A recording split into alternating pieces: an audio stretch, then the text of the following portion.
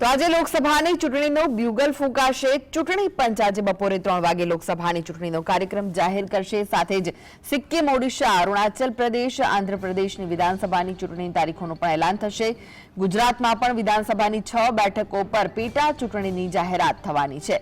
અન્ય કેટલાક રાજ્યોમાં પણ પેટા ચૂંટણીની જાહેરાત થશે। ચૂંટણી જાહેર થતાં જ સમગ્ર દેશમાં આદર્શ આચાર સંહિતા લાગુ થઈ જશે। તેના કારણે સરકાર કોઈ નવી નીતિ કે નિર્ણય જાહેર કરી શકશે નહીં।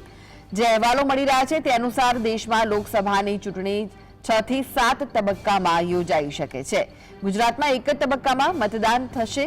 વર્ષ 2019માં લોકસભાની ચૂંટણી 11 એપ્રિલથી 19 મે દરમિયાન 7 તબક્કામાં યોજાઈ હતી અને મતગણતરી 23 મે હાથ ધરાઈ હતી।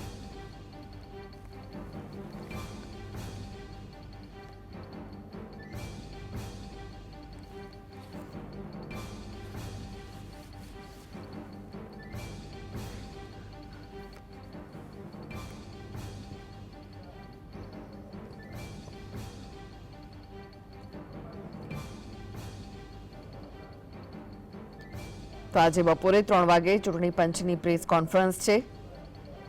પ્રેસ કોન્ફરન્સમાં લોકસભાની ચૂંટણીની તારીખોની જાહેરાત થવાની છે।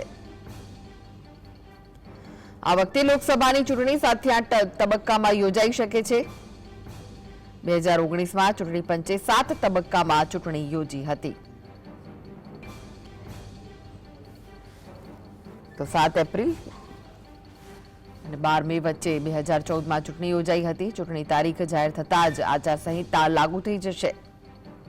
ગુજરાતમાં એપ્રિલના બીજા સપ્તાહમાં ચૂંટણીઓ યોજાઈ શકે છે। મેના અંતિમ સપ્તાહમાં પરિણામ જાહેર થઈ શકે છે।